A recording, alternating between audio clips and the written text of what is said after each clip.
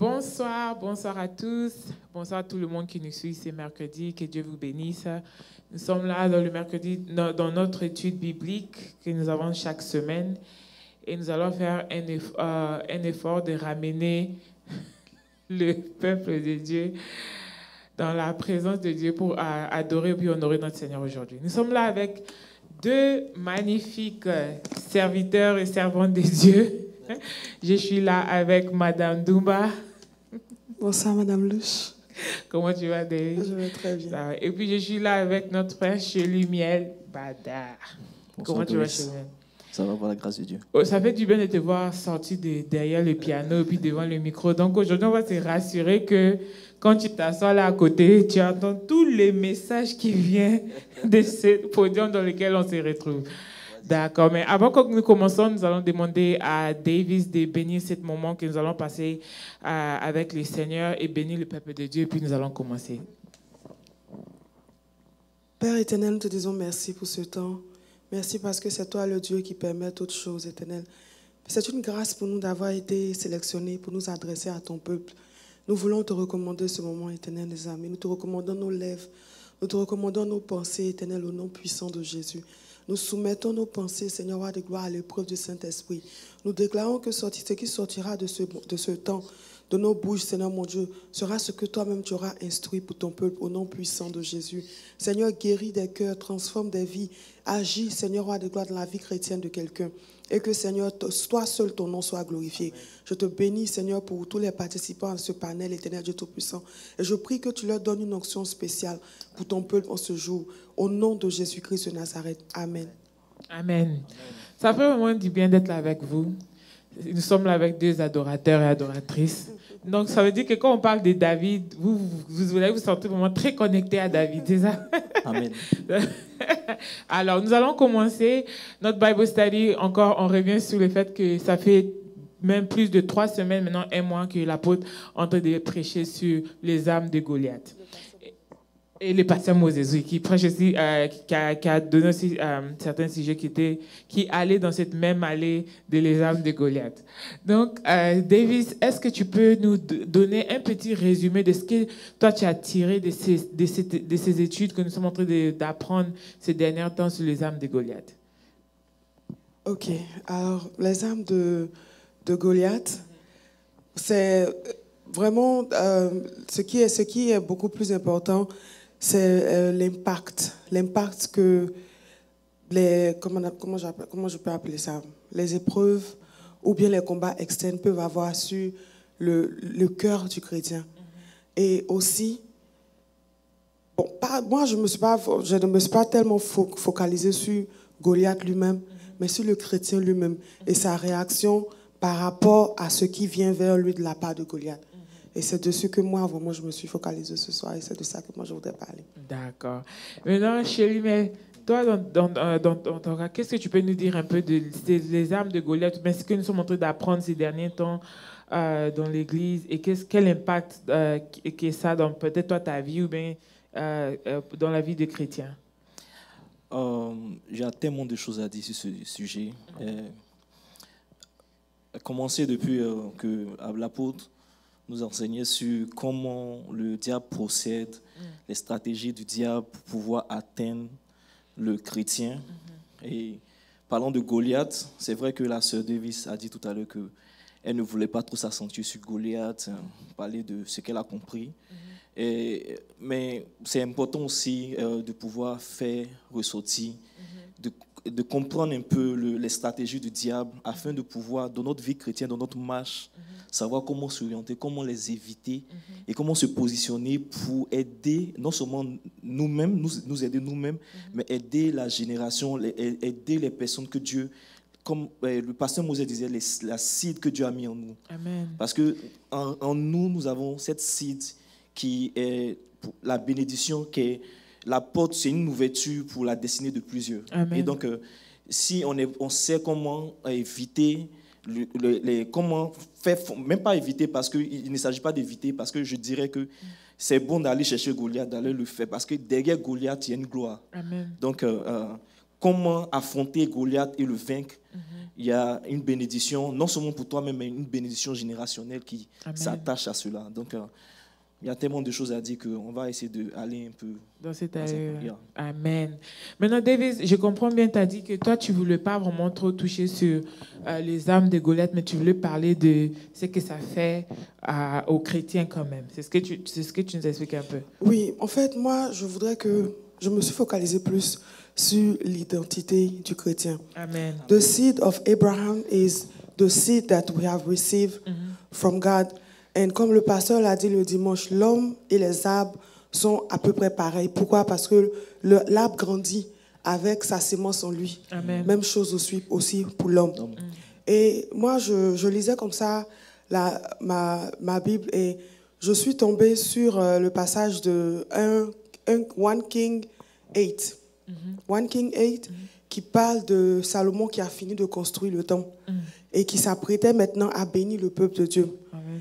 Et avant de bénir le peuple de Dieu, il a rappelé au peuple de Dieu que ce temple-là, je l'ai bâti parce que mon père avait dit, l'Éternel avait dit à mon père que son fils qui portait en lui allait être celui-là qui allait bâtir le temple. Amen. Moi, j'ai vu en cela un Dieu d'alliance. Connaître l'alliance que nous avons avec Dieu, ça va nous permettre de nous tenir grands, ou bien de prendre une position de combat devant n'importe quel Goliath qui va venir devant nous. Amen. Et donc, quand c'est comme ça que moi, en fait, je me suis dit que l'identité du Goliath, l'identité, du chrétien, est égale à la seed d'Abraham. Bon, la seed, c'est ce que l'Éternel a mis en nous. Amen. Se connaître en tant que chrétien, connaître son alliance avec notre Dieu, ces choses-là vont déterminer notre réaction par rapport aux situations qui vont se tenir devant nous. Ok, les situations comme on discute sur les armes de Goliath. Donc les situations comme les armes de Goliath qui s'élèvent devant nous et toutes les stratégies qu'ils utilisent, mais c'est bien de connaître qui nous sommes. Si je te comprends bien. C'est très bien de connaître qui nous sommes. Et vraiment, notre Dieu est un Dieu d'alliance. Et vraiment, il y a plusieurs éléments comme ça dans la Bible qui nous a montré que savoir que notre Dieu, c'est un Dieu qui est un Dieu d'alliance et qu'il respecte sa parole. Amen.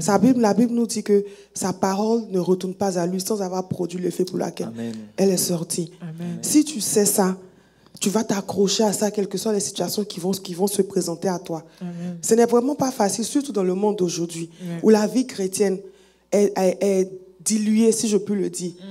La vie chrétienne est diluée. Et sans même faire exprès, on se retrouve parfois à se rendre compte que on a permis à certaines situations d'empoisonner un peu notre regard qu'on a de l'Éternel. Amen. Voilà, moi, je m'en suis rendu compte un jour que je discutais avec un chrétien qui vraiment, il parle. Et je lui ai dit, mais attends, tu parles comme un enfant.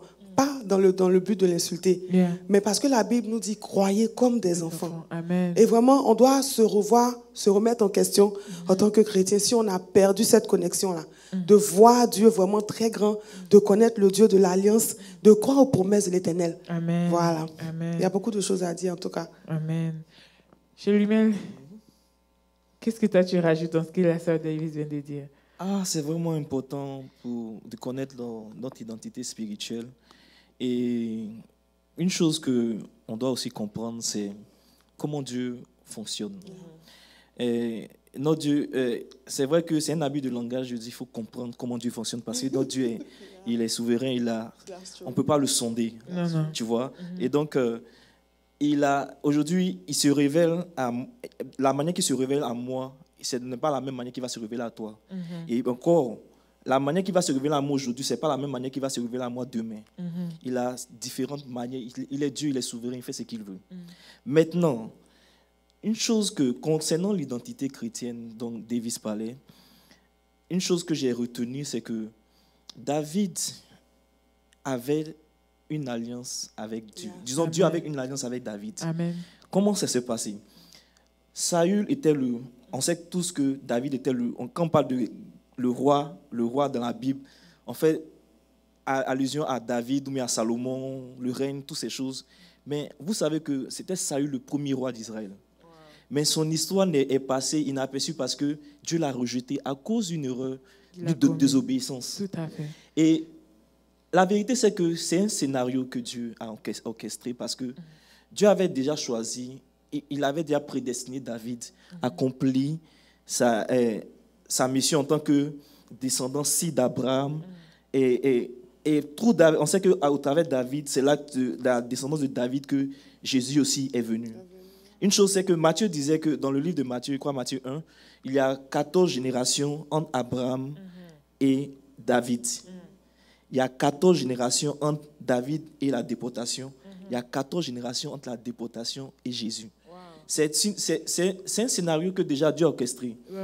Maintenant, la position dans laquelle tu te trouves, je me dis que dans la Bible, même quand Dieu orchestre les choses, Saül aurait pu être un roi, à arriver un moment, laisser le trône et David allait accomplir la mission que Dieu lui avait accordée. Mais il est sorti de la mauvaise manière parce qu'il a désobéi à Dieu. Pourquoi? Parce que quand Dieu lui avait donné l'interdit concernant quand ils sont allés combattre, Dieu lui a dit ne touche rien, ne prends rien. Il a dit que le peuple, quand il a désobéi à Dieu, quand Samuel lui a demandé, le peuple a voulu prendre.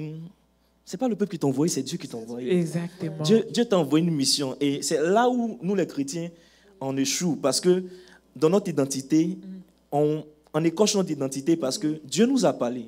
Il nous a donné une mission. Yes. Mais en cours de chemin, on se laisse distraire par certaines choses contours de la vie, les choses. Et puis après, on se retrouve rejeté. Et Dieu est un Dieu de miséricorde. Mais attention, dans sa miséricorde, dans sa miséricorde, il te pardonne. Mais il peut choisir de te rejeter puis prendre une autre personne continuer sa mission. Dieu n'a pas de problème avec. Et c'est là le danger de notre génération maintenant, où on se dit qu'on a tellement le temps, mais le temps est tellement short. Yes. Et le diable est en train de travailler à tel point qu'on est endormi. Et j'ai tellement aimé la dernière fois que le frère Levi disait que, parlant de la parole, quand David avait une intimité avec Dieu, il avait la parole, il avait la révélation basée sur la parole. Et pardon, il avait la parole basée sur la révélation qu'il avait de son intimité avec Dieu. Donc, c'est sur cette parole qu'il a pu affronter Goliath et répondre à Goliath, chose que le peuple, Saül et tout le monde n'avait pas. Et en fonction de cette réponse, il avait déjà, puisque c'était une bataille d'esprit, je vais résumer un peu ce qu'Apostle a dit. Il a dit que la stratégie du diable, c'était, puisque le terrain sur lequel ils ont combattu, c'était le terrain de Térébenthe. Là, précisément à Soko qui veut dire division. Et ce terrain appartenait à Juda.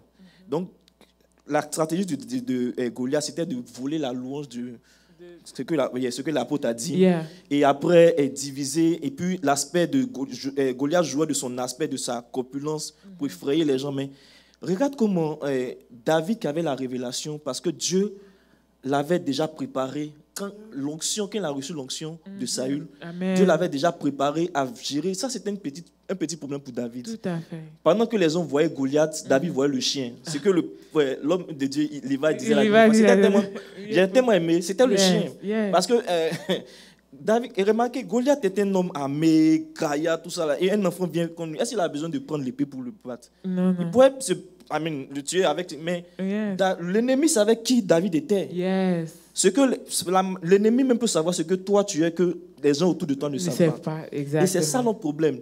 Nous, on doit connaître notre identité. Parce que quand tu connais ton identité, tu sais comment te positionner pour éviter de tomber devant Goliath.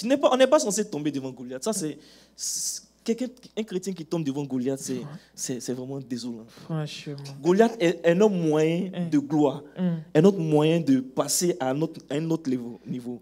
Donc, Amin.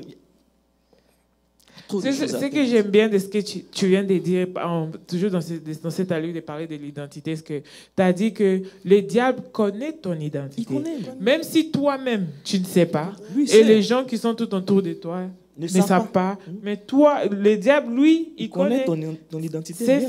C'est ça. Wow, that is powerful. Et quelque chose d'autre aussi que j'aime, Davis, c'est que souvent on a un slogan que nous, les chrétiens, on aime dire que Dieu ne change pas, Dieu ne change pas. Et c'est vrai, il ne change pas. Mais c'est ce même Dieu-là qui a rejeté ça.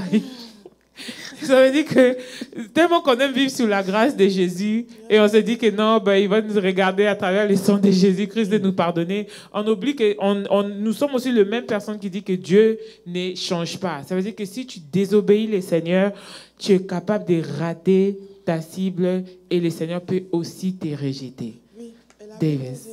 La Bible nous dit dans Jean 13, verset 17, « Si vous savez ces choses, vous êtes heureux, pourvu que vous les pratiquiez. » Et donc, il ne s'agit pas seulement de parler de Dieu de loin, ou bien il y a un homme de Dieu qui a dit cette illustration, être comme des panneaux qui vont montrer.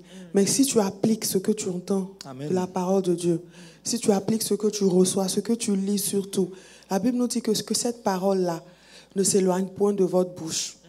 Je reviens encore à ça. Pourquoi? Parce que moi, en tout cas, moi particulièrement, quand j'ai relu ce passage de Salomon, ça m'a touché particulièrement.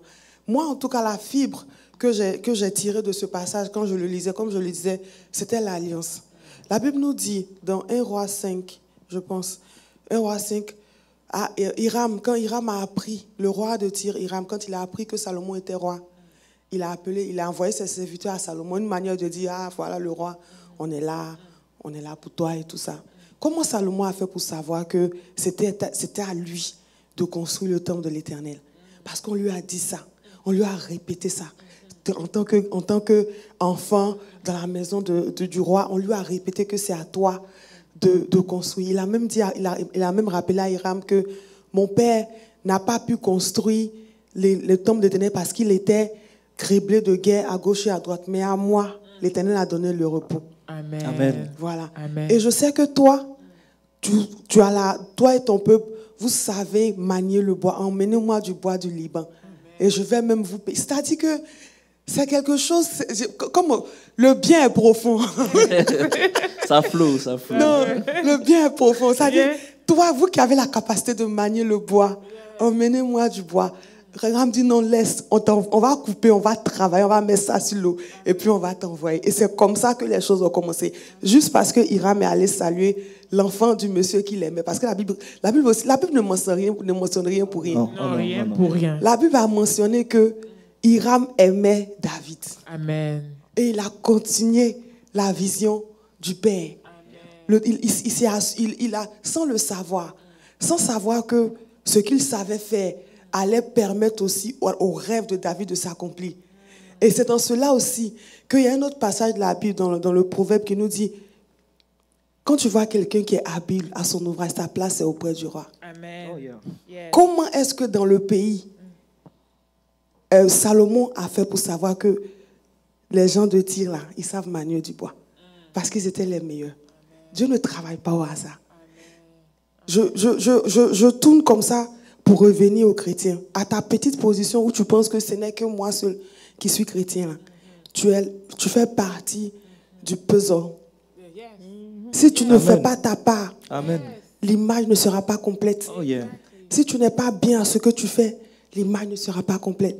C'est très très important de se connaître, de connaître vraiment notre Dieu, notre alliance avec notre Dieu. Ça va nous envoyer à un autre niveau. Ça va permettre à ce que l'œuvre de Dieu soit accomplie à un autre niveau.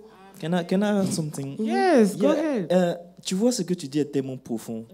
Souvent, les gens ont tendance à penser que rester, jouer, chanter, être sur le stage ici est plus valuable que des personnes qui sont en train de servir, nettoyer l'église, venir préparer l'église avant que le dimanche on se réunisse, ici, ou bien les jours de service on se réunisse. Ça, c'est vraiment wrong. Parce que, comme elle a si bien dit, chaque personne a un puzzle. Même si c'est une petite partie, le puzzle n'est pas complet. Donc, il faut ne pas penser de cette manière. Il faut te positionner en tant que ton identité chrétienne. Tu sais que tu es chrétien, tu sais que tu n'as pas à jouer dans le royaume. On n'est pas juste des chrétiens pour l'église, on est des chrétiens non seulement pour ici, mais aussi pour dehors. Parce que notre rôle, c'est d'impacter. Nous sommes la lumière. Aujourd'hui, on parle, il parle de Illuminati, mais en réalité, les vrais Illuminati, c'est nous. Mais parce que notre position, on ne prend pas notre position de illuminer, pour éclairer le monde. Yes. C'est ce qui fait que les gens se permettent. Le diable, c'est un usurpateur. Yes. Ce qui existe déjà, il vient prendre comme si c'est pour lui. Regarde, un bref témoignage. J'étais au travail et pendant que je travaillais, j'étais en train de faire une course et il y a une femme qui passait avec son chien. Et puis, je me suis esquivé et je lui ai dit, bon, tu sais, les Blancs se promènent avec le chien partout, c'est pas un problème. Et donc, j'ai continué à travailler. Et après encore, quelques minutes après, on s'est rencontrés. Et tu sais ce qu'elle a dit? Elle a dit, oh, maybe you are bad luck. Yeah. Et automatiquement, je lui ai répondu, je lui ai dit, Madame, I'm sorry. I don't have bad luck. I have the grace of God. Amen. And the thing is like, avant, j'aurais peut-être ne pas répondu. Yes. Mais la vie chrétienne qu'on vit et qu'on vit ici à l'église de Dieu, Yes. c'est une histoire de parole contre parole. C'est ça, c'est ça. Quand tu connais ton identité chrétienne, quand tu continues ta position, Salomon savait qu'il devait accomplir une mission pour ce que son papa n'avait pas fait parce qu'il était un combattant, sa main était remplie de sang. Donc Dieu a voulu que sa maison qui est précieuse soit bâtie par une main qui n'est pas remplie de sang. Donc il avait cette parole à chaque fois, tu vas bâtir. Et il a bâti, Dieu a disposé toutes les choses pour lui. Et il a fait parce qu'il connaissait sa position, il savait ce qu'il devait faire. Mais tu es chrétien, tu connais ta parole, tu sais que parole compte. Si tu ne prononces pas, c'est comme si elle a donné une parole et puis tu as pris. L'ennemi se sert de ça et tu as pris, c'est rentré.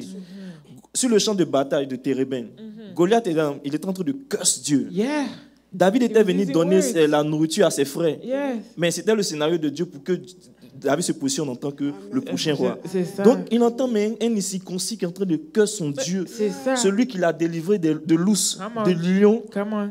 Mais il dit, mais lui qui m'a délivré, c'est le même qui a me délivré de ce chien. C'est ça. Et c'est ce qui s'est passé. Donc, la parole contre parole, c'était une bataille d'esprit. Donc, quand tu reçois une parole, j'ai donné ce témoignage parce que, en tant que chrétien, quand tu connais ton identité chrétienne, Yes. quand tu sais que tu as une destinée accomplie, qu'en toi, il y a une seed qui doit produire, en tout cas, bénir des destinées, Yes. tu ne peux pas te taire quand une parole est lancée. Tout à fait. Quand une sémence sort du diable, bien, tu dois affronter, tu dois déclarer. Et la vérité, c'est que tu ne déclares pas juste pour déclarer. Yes. Tu déclares parce que tu as une révélation.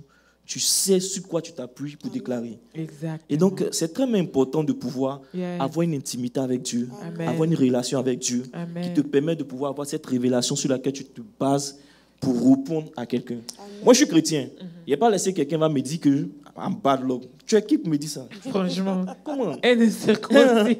Une incirconcis va me dire ça. Je lui ai dit, elle était là, elle m'a regardé comme ça. Mais peut-être elle ne sait pas. Mais un jour, elle va savoir que il y a quelqu'un qui lui a dit que he has the grace of God. Yes. So, this word, I need that grace. Yes. For me, I didn't say, je n'ai pas seulement donné une parole, j'ai planté une seed. Yes. Et je sais que demain, ça va produire du fruit. Amen. C'est que, oh wow, amen, amen. C'est que j'aime bien ce que David is a true incarnation de l'identité d'un chrétien en fait. Yeah. Toute sa vie, tout son parcours, ça montre vraiment quelqu'un qui connaissait son Dieu. Et je comprends pourquoi le Seigneur dit qu'il est l'homme selon son cœur en fait. Parce que non seulement il connaissait son Dieu le connaissait aussi. Et ça fait que David, il y a beaucoup de choses qu'on peut parler sur David, mais je sais qu'on reste sur les armes de Goliath, mais une des choses que je voulais rajouter quand vous deux avez parlé de le corps de Christ, c'est que beaucoup de chrétiens ont une misconception de le corps de Christ en fait. Souvent on pense comme si le corps de Christ c'est nos églises. Et nos départements, notre chorale, le groupe musical. Les départements d'évangélisation et tout, on ne sait pas que notre église aussi est just a little puzzle as well, qui doit compléter le corps de Christ. Et c'est vraiment important. Wow. Tu sais, quand j'ai tenté de parler de David, my mind just started going everywhere. Like, wait a minute. David is the true incarnation of une identité d'un chrétien, en fait. Mais David, il est incroyable. David, quand tu lis les psaumes, tu dis, mais attends, en fait, je ne sais pas si je peux dire, c'est comme si David faisait l'amour à Dieu. Mais parce que quand tu lis, tu dis, mais attends, d'où lui vient cette révélation? Parce que son intimité avec Dieu, il avait la possibilité de pull God down to him. Yes. So, quand Dieu voit ça, il ne peut pas rester sur son trône. Il ne peut pas. C'est l'homme selon mon cœur. Yes. Il a enseigné ça à son enfant. Can you imagine? And what makes it so relatable, c'est qu'il rend ça seulement relatif, cette relation que David avait avec le Seigneur, c'est que David n'était pas parfait. Non. Et c'est ce que j'aime. Thank you. David n'était... Et puis, souvent même, il s'est laissé aller dans ses propres désirs, dans ses propres... Mais il savait, tellement qu'il connaissait qui il était, il connaissait ses faiblesses, il savait qu'il n'est pas capable, mais il savait qu'il y a quelqu'un qui est derrière lui qui peut toujours le défendre. Et c'est quelque chose que nous, les chrétiens, mes amis, c'est très important d'avoir une relation personnelle avec le Seigneur, la même manière qu'on a des relations avec nos maris, nos femmes, nos enfants, nos parents, nos frères, nos sœurs. C'est très, très important. Davis, est-ce que tu peux nous continuer dans cette allure ici de David? Parce que tu as commencé quelque chose qui est très important. Je sais qu'on essaie de rester sur les âmes de Goliath, mais c'est où tu parles de l'identité des chrétiens et la manière qu'il relate to David et Goliath, c'est très important. J'aime bien. Oui, mais en fait, on doit connaître son Dieu aussi, c'est savoir que connaître son identité en tant que chrétien, c'est aussi se souvenir que notre Dieu, il est un Dieu d'amour, même lorsque nous sommes en dehors de son plan, côte to côte. Comment je peux expliquer ça? Si on veut penser à David, on connaît l'histoire de Bathsheba. On sait que Bathsheba n'était pas censée être sur le chemin de David. C'est parce qu'il était à la maison en train de se reposer au lieu d'être en train de combattre qu'il a vu la dame. La distraction. La distraction, oui. Mais de cette distraction-là, est sorti un enfant qui est plus tard devenu un roi. Yes. Pourquoi? Si David avait gardé sa position de non, j'ai péché contre l'Éternel, c'est fini, Dieu ne va plus m'accepter, on n'aurait jamais entendu parler de Salomon. La Bible nous dit que l'enfant qu'il a eu, quand il a fait l'erreur, l'enfant est mort. David s'est levé, il est allé adorer son Dieu. My God. Non, il y a des situations qui nous dépassent. Ça nous dépasse, on ne s'attend pas à ça. Mais on doit comprendre que ce n'est pas ce que... This wasn't the answer I was expecting from God. Yes. But no matter what, this God is faithful. And he can do outside, like he can do more than what I can expect from him. Yes. This, knowing that from God, will allow you to always come back to your feet. Yes. No matter which situation you go through. Yes. And no matter what comes into your life. Yes. There are situations that shake your Christianity. Ooh, yes. Your belief in God. That it shakes it so much that you don't know. But you need to know. When I say it comes back to knowing. Yes. Knowing. Yes. Very important. Yes. Yeah, that's true. Yes. Et tout ça, vraiment, il y a beaucoup de choses à dire sur David, quoi. Donc, On met un peu. Non, le fait que, en fait, David himself, même quand on parle de lui, mais la manière de relater ça avec tout le monde qui nous suit et la vie, de ce que j'aime de nos Bible studies récemment, c'est d'essayer de relater un peu ce que nous avons appris, de ce que l'apôtre prêche et dans nos propres vies, en fait. La seule chose que David a essayé de nous enseigner, ce que moi je pense, par rapport à ce que vous devez dire, c'est que non seulement quand tu connais ton Dieu, il y a beaucoup de situations qui sont grandes comme Goliath, qui ne peuvent pas te faire trembler ou bien te faire bouger de ta foi, en fait. Tu restes tellement firm. Et puis, il avait des paroles très, on dit quoi, pertinentes. Is that a good word? Listen to my friend, girl. Il avait des paroles vraiment pertinentes. Il avait une manière, non seulement parler avec Dieu, mais il avait aussi une manière de parler à ses ennemis, en fait. Et c'est vrai qu'il était roi, il avait beaucoup de responsabilités, mais malgré tout, il savait que malgré qu'il était roi, il n'a jamais laissé sa royauté dépasser le Dieu qui servait en fait chez lui-même. David était... Regarde quelque chose, avant même qu'il ne soit roi, regarde son attitude. Souvent, Dieu, c'est vrai que Dieu il peut se vil pour confondre les sages. Il peut aussi se prendre certaines qualités, voir quelqu'un comme par exemple, il a dit que dans la maison d'Isaïe, il a vu son roi, le roi qui doit être le roi d'Israël. Parce qu'il a vu certaines qualités, il y a un potentiel là, quelque chose que David avait, que Dieu aussi avait besoin pour pouvoir conduire le peuple. Regarde comment David n'était pas encore roi, mais regarde son attitude vis-à-vis de Saül. Son attitude vis-à-vis de Saül, malgré que Saül cherchait à le tuer, cherchait à faire tout. Autour de lui, il y avait des gens qui disaient, mais tue-le, c'est le moment, tue-le. Mais David dit, c'est loin de l'Éternel. Amen. Je ne peux pas porter ma main sur loin de l'Éternel. I can't do that. Et cette attitude-là, souvent, On regarde seulement David sur cet aspect de Goliath, là. Il a tué 10 000, Saül a tué 1000. Mais David était tellement deep. Yes. Cet enfant, qu'on appelle enfant, mais qui n'était pas un enfant, c'était un prophète, ce nom on dit un babaché. Il était là. Et c'était Dieu le préparait. Et il y a une chose que David a dit. C'est vrai que notre vie chrétienne, on connaît des challenges. Dieu, c'est que si quelqu'un vient te dire que la vie chrétienne sera facile, il a menti. Il ne faut pas l'écouter.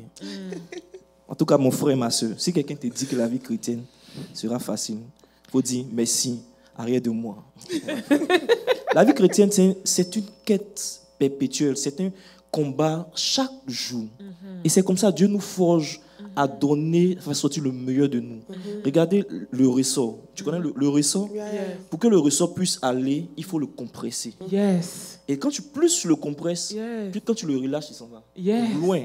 La flèche aussi, quand tu dois tirer une flèche, plus tu pull it back, et ça va aussi loin et aussi fast. So, notre vie chrétienne, c'est pas Dieu est en train de nous préparer. Pasteur Moses parlait de la dernière fois de la pression. La pression est pour ceux qui n'ont pas compris qu'ils sont en mode préparatoire. C'est ça. Sinon, nous sommes dans la préparation à pouvoir faire sortir l'or. Quand tu vas chercher l'or dans le sol, l'or a une texture. Mais pour que l'or ait cette valeur, il faut qu'elle rentre dans le feu. Et sorte avec, on la forme, on la donne le modèle, et puis maintenant les gens mettent de l'argent. Ça a une valeur incommensurable. Vous voyez? Donc, notre vie chrétienne, elle est faite de cette marche, aller, monter, descendre. Mais la vérité, c'est que on ne la fait pas de nous-mêmes. C'est l'Esprit de Dieu en nous qui nous aide à pouvoir aller pas à pas, pas à pas. C'est ça. Et que si tu as compris cela, si tu comprends que ta relation avec Dieu, c'est ton tout. C'est ce que David disait. Une chose que je disais à Adam, il peut tout perdre. Mais il ne peut pas perdre la présence de Dieu. Parce que c'est cette présence-là qui le fait. Sans la présence de Dieu, il n'est rien. Moi, en tant que chrétien, sans la présence de Dieu, je suis rien. Tu peux avoir tout l'argent, tu peux avoir... Sans la présence de Dieu, tu n'es rien. C'est ça. Tu sais, chez lui-même, David, tu vas nous rejoindre dans ça. C'est que beaucoup de chrétiens, ce que tu es en train de dire, notre problème, c'est que Dieu n'est pas tout pour nous, en fait. C'est notre simple problème. On attend. C'est un scénario que moi-même aussi, je me retrouve souvent. C'est comme si pour moi, Dieu existe mercredi, vendredi et puis dimanche. Mais quand j'arrive dans mon travail, ou bien j'ai un problème avec ma soeur, ou bien et je ne m'entends pas avec ma mère, ou bien il y a quelque chose avec mon mari et tout, c'est comme si ça, c'est toi. C'est toi. Donc, ça veut dire que ma mère, à ce moment ici, c'est qu'elle est en train de faire, c'est quelque chose. Elle, en fait, Dieu ne peut pas être dans ça, elle fait exprès.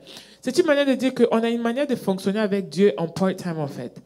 Et c'est ce qu'on parlait les mercredis passés. We lack a certain reverence towards God, en fait, même dans notre vie personnelle.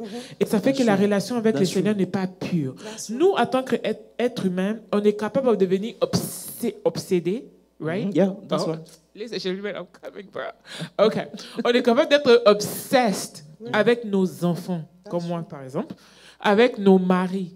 Donc, ça dit que quand tu commences à développer cette obsession, qu'avec ta famille peut-être, avec ton argent, ton travail, tu vois tes habitudes, non? Tu es tout le temps derrière ça. Tu es tout le temps et tu inclus ça dans tout.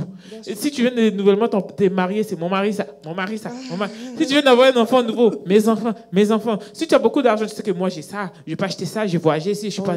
Et ça devient ton quotidien jusqu'au point où on t'identifie en ça, en fait. Je ne sais pas si je me fais comprendre un peu. On t'identifie comme, elle a, ses parents ont l'argent, ils ont des millions parce que tu snaps, tu pas. Donc, où on te connaît, this is how you know you. Mais est-ce que c'est la même manière que nous avons cette relation avec Dieu? Et c'est là, justement, c'est ça aussi, justement, le problème. C'est que beaucoup de chrétiens ont oublié que notre relation dépend de ce que nous savons de notre Dieu. Amen.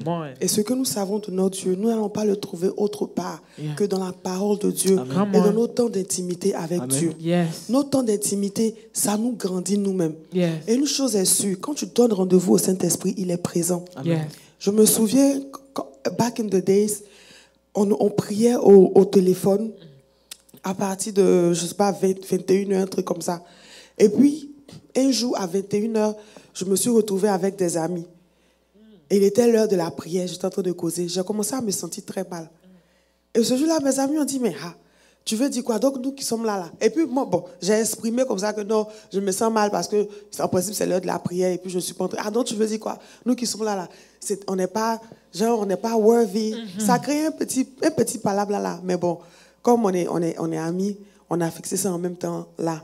Mais une chose est sûre, quand tu donnes rendez-vous au Saint-Esprit, il est présent. Toujours. Tu lui as dit que non, chaque jour, je serai là avec toi à 21h, 22h. À 21h, 22h, si tu n'es pas en train de prier, tu vas te sentir mal dans ton corps. Yes. Je l'ai expérimenté même hier. Je me suis dit, il me reste seulement 5 photos à éditer. Attends, je vais envoyer rapidement la galerie de la dame. Je vais envoyer rapidement la galerie de la dame. Mais j'ai commencé à me sentir sad. Et puis je me suis demandé, j'ai dit, mais pourquoi je me sens sad? Qu'est-ce qui se passe? Qu'est-ce qui est arrivé? Et puis après, je me suis rappelé que non, je vais dépasser mon heure de prière. Yes. Il est l'heure pour moi de partir. Yes. Mais une chose est sûre, c'est que David a pu se tenir devant Goliath parce qu'il connaissait son Dieu. Yes. David a pu plus tard respecter les préceptes de l'Éternel parce qu'il les connaissait. Quand on vient puis on écoute simplement, on ne cherche pas à aller plus deep pour nous-mêmes, comme Céline l'a dit, avoir une relation personnelle avec son Dieu. Yes. Comme Céline aime bien le dire. Yes. Ça fait la différence. Yes. Ça fait la différence de s'investir Yes. dans l'étude biblique personnelle. Chercher cette parole-là qui va transformer notre entendement, notre marche avec l'Éternel. Yes. Et ça va nous suivre dans tous les aspects de notre vie. Yes. C'est très, très important. Mais non seulement l'aspect de l'Église, mais l'aspect personnel, Oui. l'aspect de vos carrières, l'aspect de... Voilà pourquoi David peut se lever devant Goliath et l'appeler un chien. Parce qu'il a cette relation-là. Il a cette révélation que Goliath est juste une opportunité, est un chien qui va juste chasser devant lui et aller accéder à la victoire. Parce que rappelez-vous que Saül il avait promis quelque chose à celui qui allait battre Goliath.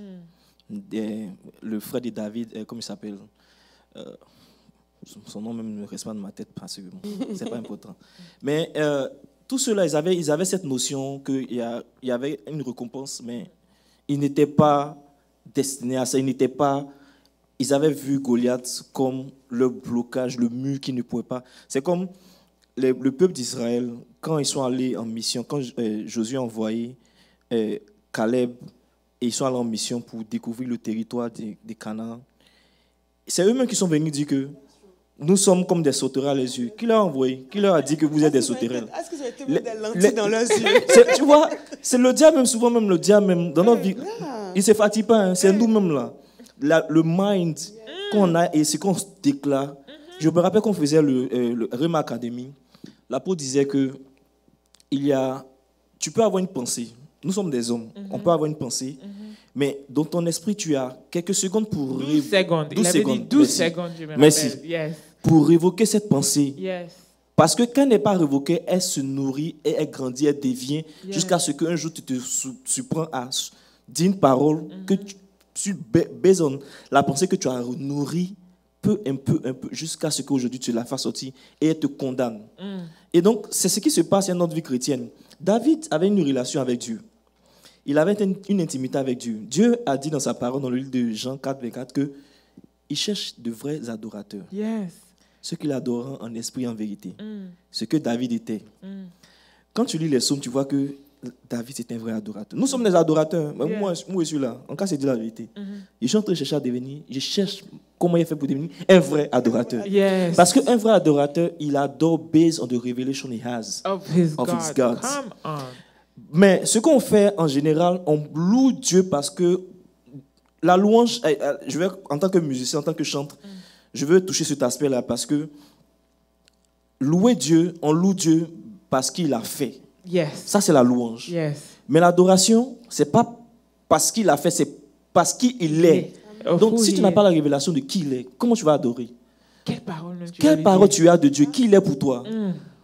Comment? C'est sur cette révélation que tu peux adorer Dieu. Donc, Yes. moi, par exemple, je dirais que l'alliance que Dieu a pour moi, dans mon parcours, dans ma prière, dans mon intimité avec Dieu, j'ai reçu que c'est Dieu de fidélité. Donc, quand je prie, quand il y a une chanson qui parle de fidélité, je suis en train de prier, pleure. Parce que c'est la révélation que Dieu a fait vis-à-vis de moi. Je ne sais pas pour toi. Chacun a sa révélation vis-à-vis de Dieu. Yes. Et le truc, c'est que Dieu se révèle aujourd'hui. Il va se révéler encore d'une... Moi, où je suis, les gens te rechercher encore une autre manière de révélation avec Dieu. Je ne sais pas pour toi, en tant que chrétien, cherche ta révélation, aie ton intimité avec Dieu. C'est sur cette base que tu vas pouvoir adorer Dieu. Sinon, actuellement, mon frère est en train de louer Dieu. On est des adorateurs. Mais on va chercher le chemin de la vraie adoration. Mais j'ai quelque chose à rajouter à ce que tu dis chez Lumiel. Tu as dit tu veux que le Seigneur, quand il se révèle à toi, il se révèle dans sa fidélité.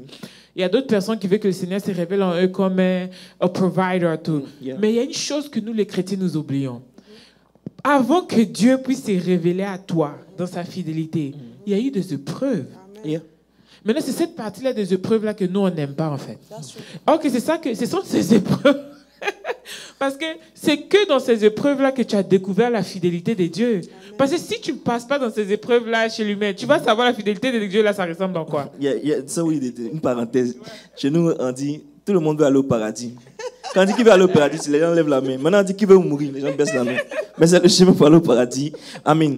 Pour dire quoi? Il y a Goliath est une épreuve, est une étape pour passer dans la gloire, pour passer à s'approprier ce que Dieu nous a prédestiné. Donc, en tant que chrétien, si tu n'es pas prêt à l'épreuve, comment tu vas avancer? Regardez quelque chose. Remarquez en tant que grâce, la manière que tu es en train de parler aujourd'hui. Rappelle-toi, 5 ans en arrière, est-ce que tu avais la même manière de parler? Même pas un peu. Et le truc, c'est que quoi? Quand avec Dieu, c'est que tu grandis au fur et à mesure. Dieu il va te talonner, il va te mettre les épaules sur le chemin pour te rendre compte, pour toi-même te rendre compte que tu as grandi. Yes. Avant, par exemple, quelqu'un va vouloir toucher peut-être quelque chose qui te tient cher. Tu vas réagir d'une manière. Mais un autre jour, ça va se reproduire et puis tu ne vas pas réagir. Puis tu vas dire, hey, il y a quelque chose qui a changé. Yes. Parce que Dieu t'a mis à l'épreuve.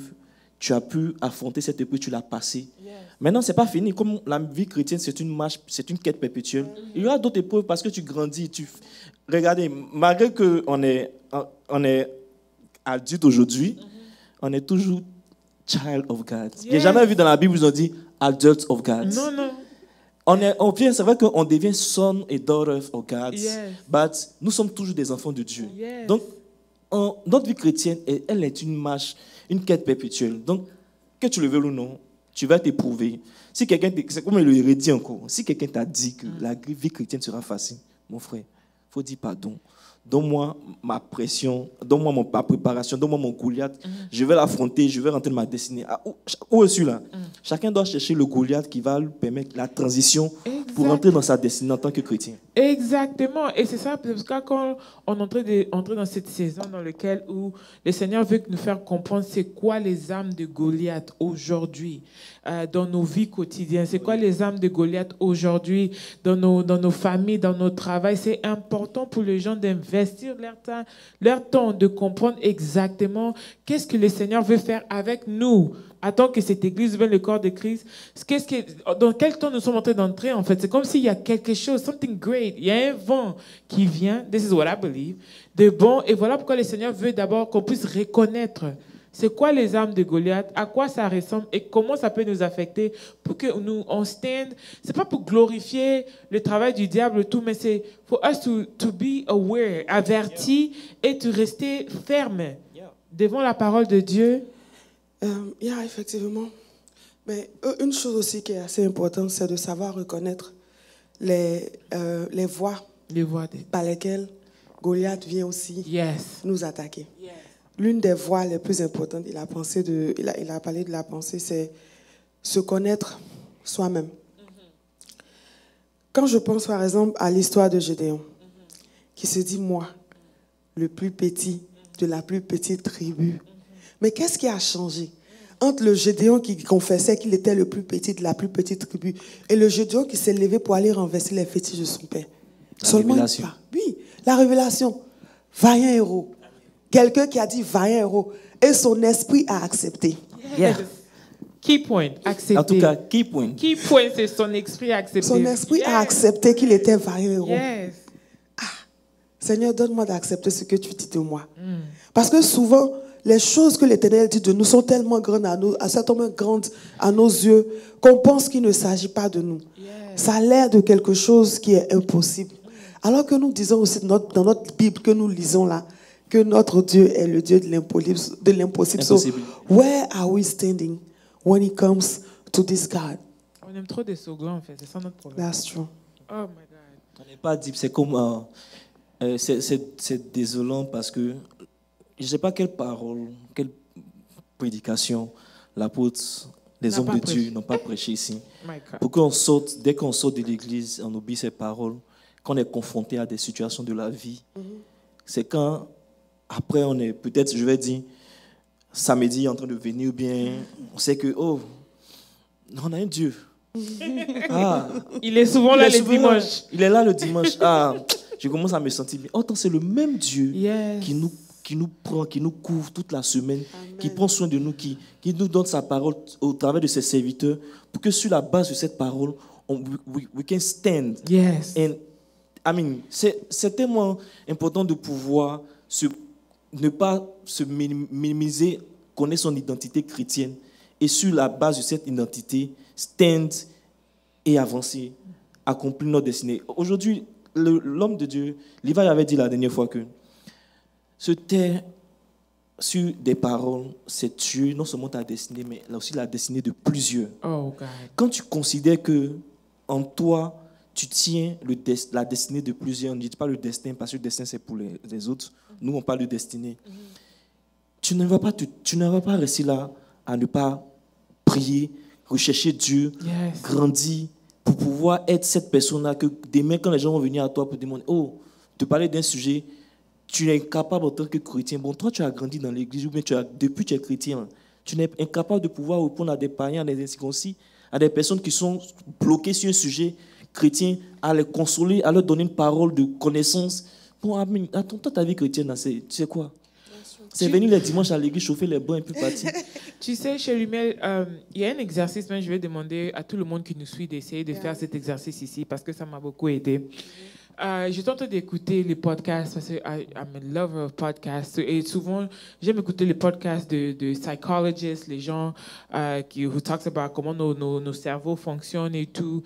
Et d'ailleurs, moi-même, je pense que c'est important pour ceux qui vont aller dans le chemin de servir le Seigneur, de prendre quelques cours de counseling and psychology and human behavior pour comprendre un peu comment l'être humain fonctionne et tout.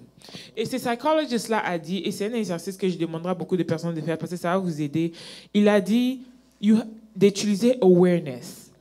J'ai cherché, j'ai dit, mais Seigneur, ça c'est un peu style, Illuminati, toi-même tu sais les Blancs, comment ils aiment.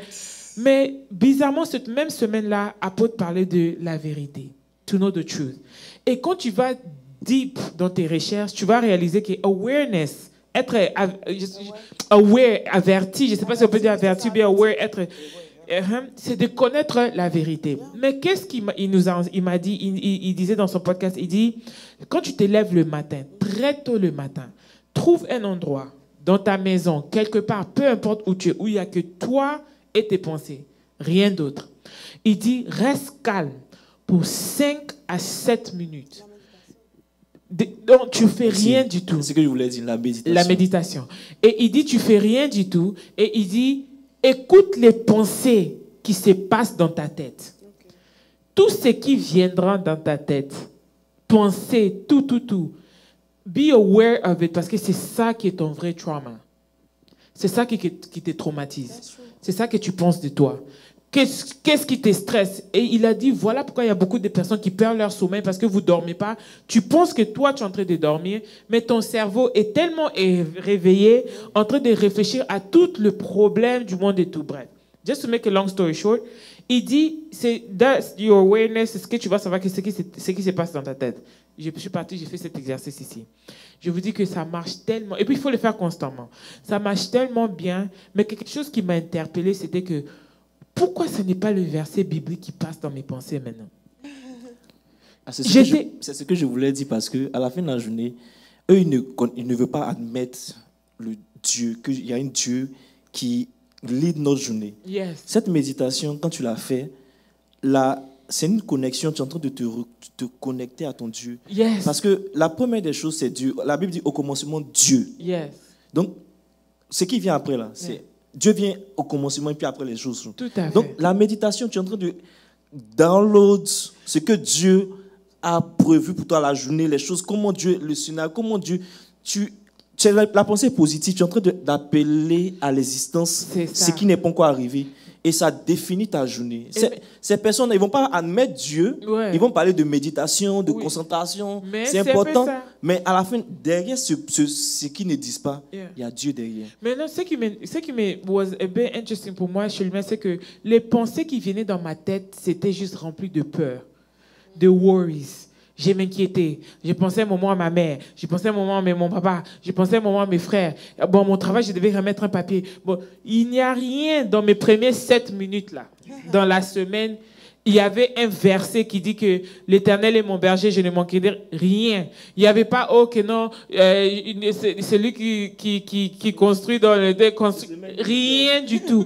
Ces versets-là, pour moi, viennent seulement le dimanche, le mercredi, ou bien quand j'ai un problème, une petite peur. Et c'est là que j'ai réalisé que mes pensées, ma tête, ma méditation est remplie avec mes pensées et mes inquiétudes et ma peur. Et puis je me pose la question, pourquoi je n'arrive pas à avancer? Je suis dans l'église, j'écoute la parole de Dieu, j'aime la parole de Dieu, je peux écouter toutes les prédications toute la journée, mais quand je me mets seul, dans un temps silencieux, tout ce qui vient dans ma tête, ce sont des pensées négatives, des pensées d'inquiétude.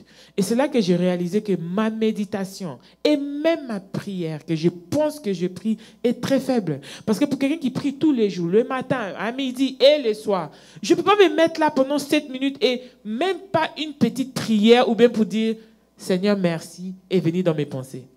Donc c'est là maintenant que I was aware. Et j'ai réalisé que ma vraie vérité, c'est la peur. Ma vraie vérité, c'est mes inquiétudes. Ma vraie vérité, mon truth là, que les gens aiment dire, c'est le fait que je worry about money, mes enfants, mon mari, je suis tout le temps de m'inquiéter. Ma vraie vérité n'est pas la parole de Dieu.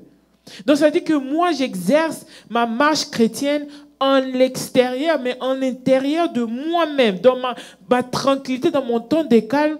La parole de Dieu, la pensée de Dieu, la chose de Dieu, c'est que Seda vient en dernier. Et c'est là pourquoi j'ai commencé maintenant à faire un effort. Pour moi, c'est un rude awakening qui se passe avec moi depuis ces derniers temps qu'on fait les armes de Goliath et tout. Et qu'est-ce qui m'a poussé à ça? C'est parce que quand l'apôtre a dit que Goliath n'entre même pas dans les terrains. Lui, il te lance seulement des pensées. Il te fait des trucs que tu commences à trembler. Et j'ai réalisé que tous ces temps ici que je suis certain de servir le Seigneur, en l'intérieur de moi, je n'ai pas un fondement ferme où je suis assise devant Dieu, où je crois. Donc c'est comme si c'est la grâce qui me fait flotter tous ces temps ici en fait. C'est la grâce qui me berce tous ces temps ici en fait. Je n'ai pas un verset qui rêvait dans mon esprit. Est-ce que tu comprends ce que ça dit, David? Donc pour parler de mon identité, j'ai réalisé que moi, mon identité, c'est dans la peur. Quand vous parlez de l'identité maintenant, moi, mon identité, c'est dans l'inquiétude. Mon identité n'est pas ancrée dans la parole de Dieu. Donc, c'est ce que j'ai commencé maintenant à changer cet exercice-là. Ça fait que maintenant, quand je me lève dans ces 7 minutes-là, j'essaie de répéter une parole, un verset biblique. Amen. Dans mon esprit. Parce que je veux que ça devienne mon quotidien. Amen. Pour que dans mon subconscious mind, je ne sais pas si on se rappelle de quand l'apôtre a fait ses prédications de le subconscious mind. Pour que ma subconscious mind se rappelle que j'ai un Dieu. Et j'ai dit, Seigneur, par ces exercices ici, que les gens dans le monde, et ils utilisent ça pour se connecter avec le ciel, les vents, les trucs, la nature, l'énergie, de tout ça là. Moi, je vais utiliser cet exercice ici pour me connecter réellement avec Dieu. Et ça marche. Listen. Yes, ça marche. Listen. Et pour te donner cette paix interne, pour réellement, maintenant, je commence à réellement croire que je suis maintenant dans le chemin de commencer à m'asseoir sur la vraie parole de Dieu. Ce n'est plus des slogans, ce n'est plus une évangélisation. Maintenant, quand je me lève et je commence à comprendre maintenant c'est quoi la vraie méditation, la méditation, ce n'est pas de faire pendant 1 heure du temps. La vraie méditation, c'est de réaliser et reconnaître la Seigneurie de qui ton Dieu est, en tout cas, être aware de ta situation. Yes. Et puis, dealer avec cette situation Yes. sur la base de la parole de Dieu. Parce que c'est la parole de Dieu. Ce n'est pas juste la parole logos, mais la parole rhéma, la parole révélation, qui t'aide à pouvoir changer la situation, ta propre situation. Parce que ce qu'elle a dit, par exemple, je peux donner par exemple ce verset, cherchez premièrement le royaume des cieux, toutes choses vous seront données. Cette paix, elle peut avoir cette paix.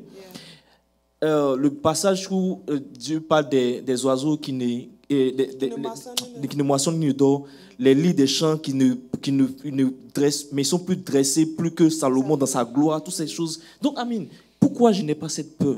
Donc, quand tu downloads, c'est en fonction de, quand tu es aware, tu sais ta situation, tu trouves un verset qui va avec et tu la médites, tu la récites, jour et nuit. Et la parole de Dieu est claire, médite-la jour et nuit. Parce qu'il sait que la vie sera faite de challenge. Et donc, puisqu'on ne vit pas notre vie chrétienne seulement dans l'église et Dieu à gauche, à droite seulement, il y a les challenges dans la vie. Donc, si tu n'as pas cette méditation, tu n'as pas quelque chose qui est dans l'eau dans toi, la vie va te prendre. Et tu seras surpris à réagir comme des païens ou bien même des bébés chrétiens. Autant tu as cette capacité-là de take over. Et quand tu vois nos cousins, les fils d'Ismaël, les fils d'Ismaël, depuis que l'enfant est petit, il va à l'école coranique. Come on. On download en lui la parole là. Yeah. On download ça en lui. Yeah. Du matin au soir. Il est même frappé, rasé et tout. Les gens, ils envoient leurs enfants, ils les enlèvent en France, ils vont au pays, au Mali, au Congo, pour aller download le Coran. Et maintenant, quand l'enfant la sort de là-bas, il n'y a pas un mot que tu peux lui dire, il connaît toute sa parole. C'est ça. C'est vrai que c'est différent. Mais eux, ils ont appliqué textuellement que cette parole ne s'éloigne point de ta bouche. Médite-la jour et nuit. Mais moi, je pense que c'est Dieu lui-même qui nous a mal enseigné, en fait. Pardonne-moi, Seigneur. Parce qu'il nous a tellement parlé de la grâce. Non, mais attends, Davis, les gens qui tu n'as pas réalisé que chez lui, mais les gens qui louent tous les autres trucs, là, ils sont tellement disciplinés, concentrés, ils font des choses que s'ils connaissaient seulement Jésus. Oh my God. Imagine. Mais nous là, I don't know, mais bon, on est en train d'apprendre. Regarde aussi, la vie, Dieu est un Dieu de principe. Ces personnes-là, il y a des choses qui sont établies dans le spirituel. Et ces différentes religions, ils tapent à une certaine fréquence qui fait que, automatiquement, on dit, mais bon, eux non, ils ne sont pas chrétiens, ils n'ont pas Christ. Mais comment se fait qu'ils prient, ils font les choses et puis ça marche? Et puis pour nous, c'est vrai que ça marche souvent, mais souvent ça ne marche pas. Mais comment, ce fait qu'ils n'ont pas Dieu que ça marche? C'est parce que Dieu est établi. Quand tu te rappelles le Bible de Rhema Academy, il y avait, l'apôtre parlait des principes. Qu'on le veuille ou non, Dieu a établi des principes. Je n'ai pas le passage exactement. Rappelez-vous que quand David a fait le dénombrement, Dieu ne lui a pas envoyé de faire le dénombrement. Et quand l'ange de Dieu a commencé à frapper, David a commencé à se plaindre, se repentir. Mais Dieu dit qu'il ne peut pas agir. Dieu est Dieu, c'est lui qui a créé l'ange. Mais parce qu'il a établi un principe, il fallait que David fasse ce sacrifice-là pour que l'ange retire sa main. L'ange qui est en train de tuer le peuple retire sa main. Yes. Parce que Dieu a établi les principes. Donc, quand ces personnes-là, que ce soit les bouddhistes qui sont là, ils disent, mais ce sont des principes qu'ils ont compris. Ils tapent à des fréquences qui font que, automatiquement, les choses qui sont positionnées à ces fréquences-là, ça vient.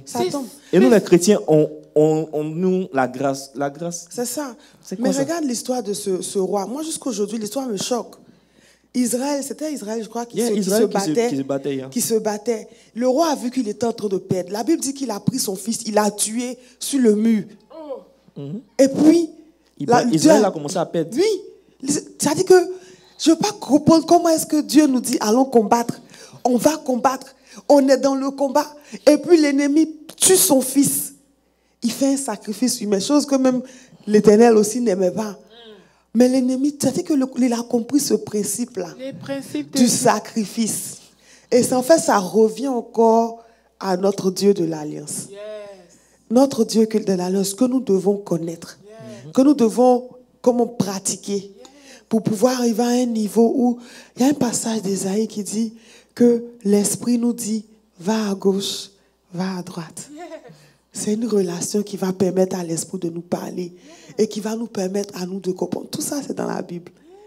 Il y a des paroles que tu reçois dans la Bible, tu te dis, mais la Bible aussi parle de ça. La Bible dit que la main nonchalante, attends que je trouve ce passage-là. Proverbe 10, verset 4. La main nonchalante appauvrit, mais la main active enrichit. C'est à beaucoup de niveaux. C'est pas seulement aller travailler physiquement pour avoir de l'argent, mais c'est aussi spirituellement pour avoir la connexion qu'il faut avec l'Éternel, pour pouvoir rentrer et s'établir dans cette alliance. We need to work. Christian life is not a lazy life. C'est vrai. C'est vrai que Dieu nous donne sa grâce. Mais l'Éternel nous dit que j'ai mis devant toi le bien et le mal. Il ne va pas te mettre un couteau au cou pour te dire non, choisis le bien, choisis le bien. L'Éternel veut que toi aussi tu t'investis dans cette relation-là. Si tu as déjà été dans une relation, tu sais que tu ne veux pas être celle-là qui appelle tout le temps, qui dit ah, faut m'attraper comme ça, faut me parler comme si. Arrive ce moment, toi-même tu es fatigué. It's a both way relationship. Yeah. Tu as ta part à jouer dans cette relation chrétienne-là. L'Éternel aussi t'attend. Toi aussi, investis-toi. La Bible t'appelle le sel de la terre. Que quand le sel perd sa saveur, on le jette dehors et puis il est piétiné par les hommes. À quel moment est-ce que les hommes t'ont piétiné? Il faut regarder si quelque part tu n'as pas perdu cette saveur-là. Et cette saveur-là, c'est seulement le Saint-Esprit qui peut nous la donner. Si tu es loin de lui, tu vas perdre ta saveur. Le poisson ne peut pas vivre en dehors de l'eau parce que ce n'est pas son environnement. Notre environnement en tant que chrétien, c'est dans la présence de Dieu. Amen. En dehors de sa présence, nous sommes perdus. Amen. Donc revenons à la base qui est Dieu. Voilà donc. Wow, thank you so much for that. Je lui dis que tu nous donnes une parole de la fin, mais that right there was perfectly put together. Est-ce que Chelimen, tu as quelque chose aussi à dire à tout le monde qui nous ont suivis aujourd'hui, un message, un encouragement? Ce que je peux dire, c'est deux choses. Concernant l'identité chrétienne, nous savons que nous sommes chrétiens. Ça, c'est un fait. Maintenant, qu'est-ce que chrétien veut dire? Ça veut dire petit Christ, c'est-à-dire que celui qui se fait comme Christ. Maintenant, Christ, qui était Dieu lui-même, a marché sur la révélation, il a marché sur tout ce que Dieu... Il disait que il n'y a rien qu'il fasse qui ne vienne de son Père. C'est-à-dire que tout ce qu'il est en train de faire, il est en train d'accomplir ce que Dieu lui a envoyé en mission pour faire. Quand Jésus s'est trouvé quand le diable a tenté Jésus, il était Dieu. Mais il ne s'est pas tué. Il a répondu. Et c'est par cette réponse qu'il a repoussé Satan. Et Satan s'est rangé. Maintenant, nous en tant que chrétiens, on a d'autres identités. On ne va pas se taire. Maintenant aussi, l'autre partie, c'est que pour pouvoir parler, il faut avoir la révélation. Amen. Et la révélation vient de l'intimité qu'on a avec Dieu. Développer une intimité avec Dieu, ce n'est pas du jour au lendemain que tu vas passer de tel niveau à un seul niveau. Dieu, il est patient. Un peu. Quelqu'un me disait que on doit donner 1/10 de tout à Dieu, de notre temps. Imagine que dans la journée, on a 24 heures qui font 1440 minutes. Quand tu prends 1/10 de ça, et la première des choses, c'est quand tu te lèves, tu donnes ça à Dieu. Imagine l'impact que ça peut faire. Il y a tellement de manières de pouvoir grandir avec Dieu au travers de sa parole, de la prière, des messages, de l'adoration. Il y a tellement de moyens. Cherche ce dont tu as besoin pour t'aider à step out à ce niveau-là qui va te permettre de pouvoir avoir cette intimité qui te donne la révélation sur laquelle tu peux déclarer et te positionner en tant que chrétien. Aujourd'hui, notre vie, elle est faite de challenges. Elle ne va pas s'arrêter. Il y aura des challenges. On va finir de prêcher, on va finir d'entendre, de parler, d'enseigner. Demain, tu sors, il y a les challenges. Mais ce n'est pas parce qu'il y a les challenges que tu t'arrêtes. Nous, en tant que chrétiens, on va commencer ici. Dehors, on va sortir, on va se confronter au challenge. Mais notre ressource, c'est dans la maison de l'Éternel. Amen. En communauté aussi. Parce que la vérité, c'est que quand tu essaies de te développer seul, il arrive un moment où tu seras coincé. C'est pour cela que Dieu a mis des pères spirituels, il a mis des autorités, il a mis des frères et sœurs en Christ, il a mis la communauté. Pour ne pas que tu sois isolé, parce que l'isolement, c'est ce que le diable aime.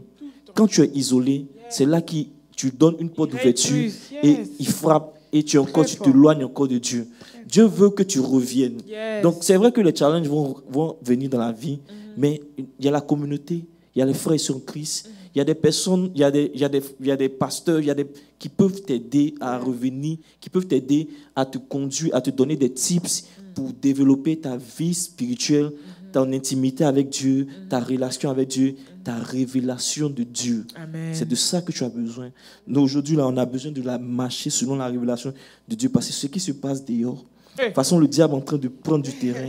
Sans révélation, en tant que chrétien, nous sommes, comme elle a dit là, le sel fade qui ne sert à rien, juste d'être jeté au feu. Frères, sœurs en Christ, je nous en prie à considérer que nous avons notre part. Et notre part n'est pas seulement pour nous, mais pour une génération.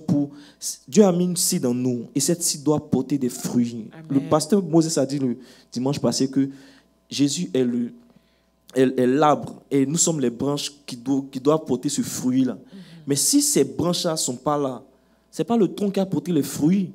Il faut qu'on joue nos rôles, comme le puzzle. On doit chacun mettre sa part, sa touche pour que le royaume de Dieu puisse avancer. Amen. Frères et sœurs, ne t'éloigne pas, reviens. Ce n'est pas facile, mais Dieu avec toi, les frères et sœurs sont avec toi, l'église avec toi, le pasteur avec toi, la communauté avec toi. Il y a toujours une parole, il y a toujours un moyen de pouvoir te relever de ta chute. Il y a toujours un moyen de pouvoir revenir et de pouvoir tenir, affronter, de prendre ce Goliath-là, de jeter en tant que chien et rentrer dans ta destinée, rentrer dans ta gloire. Amen. C'est ce que j'avais à dire. Amen. En tout cas, nous sommes arrivés déjà dans la fin de notre Bible Study où nous étions vraiment bénis avec Davis et puis chez Lumiel. Et je voulais aussi rappeler au peuple de Dieu, c'est que l'exercice que j'ai demandé à tout le monde, quand tu te lèves le matin, très tôt le matin, pour ceux qui peuvent se lever le matin ou bien très tard la nuit, je sais pas. Bon, la nuit, tu seras fatigué. Le matin, quand tu te lèves, trouve un endroit dans ta maison, en dehors de tes enfants, ton mari, ton chien, tout le monde. Éloigne-toi de ton téléphone. Ne touche même pas ton téléphone. Lève-toi, enferme-toi quelque part. Reste avec tes pensées. Et c'est là que tu vas découvrir réellement quel est ton vrai problème. C'est quoi qui tourmente ton esprit. Parce que you're looking within yourself. Et quand tu peux tracer ça, appeler ça par son nom, rappelle-toi de tout ce qui s'est passé dans tes pensées.